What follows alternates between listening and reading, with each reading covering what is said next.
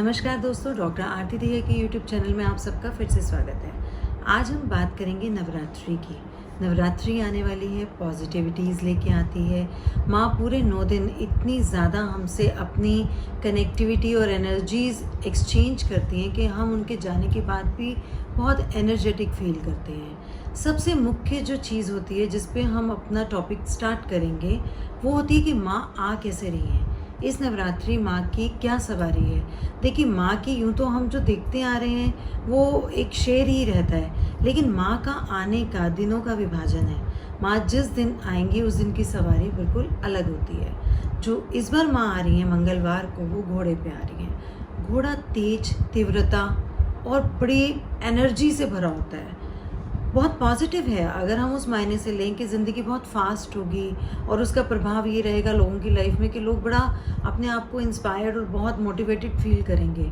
लेकिन उसके साथ अगर हम अपने देश की बात करें, अगर हम अपनी सराउंडिंग्स की बात करें, तो तीव्रता आंधी तूफान भी क्रिएट करती है। तो घोड़े पे आने से ये संकेत हो रहा है कि आंधी तूफान थोड़े देश में बढ़ेंगे, थोड़ी ऐसी एनर्जीज़ थोड़ी सी ज़्यादा देखने को मिलेंगी जो कि लोगों को परेशान करेगी और विचलित करेगी। दूसरी बात करें तो हमारे अगर पॉलिटिकल हम ग्राउंड्स पे बात करें तो सत्ता में कुछ हेर फेर होने की संभावना दिख रही है, क्योंकि घोड़े पे आना और जो योग में माँ इस बार घोड़े पे आ रही हैं उसमें कुछ सत्ता में कुछ बदलाव होता दिख रहा है। कुछ ऐसे चेंजेस होंगे जो कि बहुत बेटरमेंट के लिए होंगे लाइफ में, जिससे हमारा देश और तीव्रता पकड़ेगा और हायर हाइट्स पे पहुंचेगा। चलिए अब हम बात करते हैं कि माँ की पूजा कैसे करनी चाहिए।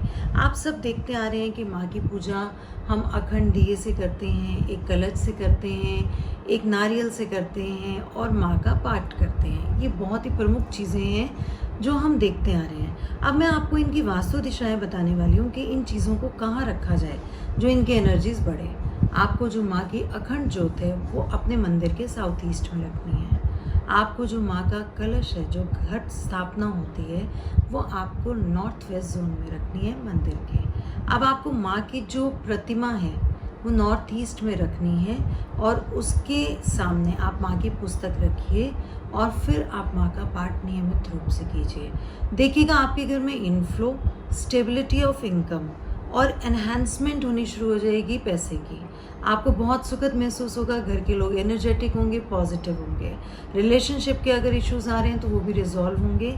बस इन थोड़ी दिशाओं का थोड़ा ज्ञान रख के और अच्छे से कैलकुलेट करके इन चीज़ों को रखिए इनका, ताकि आप पूरा बेनिफिट उठा सकें। अब मैं बात करूँगी बहुत ज़्यादा कॉमन, 1-1.5 साल से तो हम देख ही रहे हैं, उलझने, अड़चने और संघर्ष और बहुत ज़्यादा बाधाएं, नज़र, टोक या बहुत बीमारियां और ऑब्वियसली जो कोविड-19 की जो सिचुएशन है उसमें लोगों के अंदर बहुत ज़्यादा इस पैंडमिक को लेके आज भी डर है।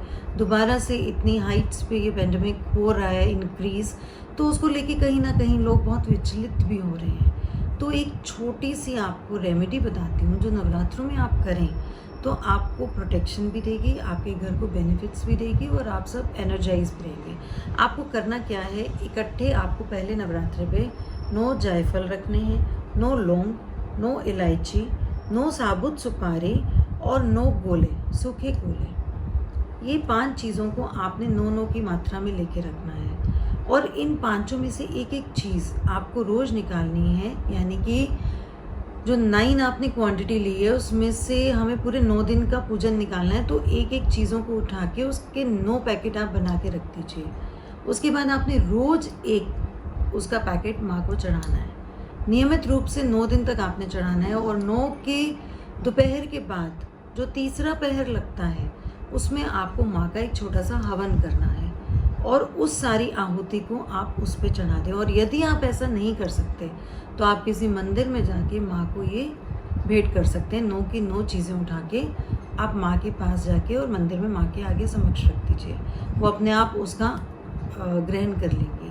और अगर आप अपने घर में हवन करते हैं तो उन 9 चीज़ों को आपने एक एक पैकेट को खोल के और एक एक करके सब चीज़ों को उसमें डालते रहना है। आप देखिएगा इसके बाद आपके घर की एनर्जीज और वाइब्रेशंस और जो स्ट्रेस और जो टेंशन और जो अड़चने आप प्रोलॉन्ग समय से फील कर रहे हैं वो छूमंतर हो जाएंगे। ये नवरात्रि आप सबके लिए बहुत ही सुखमय हो, बहुत ही मंगलकारी हो और आपके जीवन में खुशियों का आवाहन करे।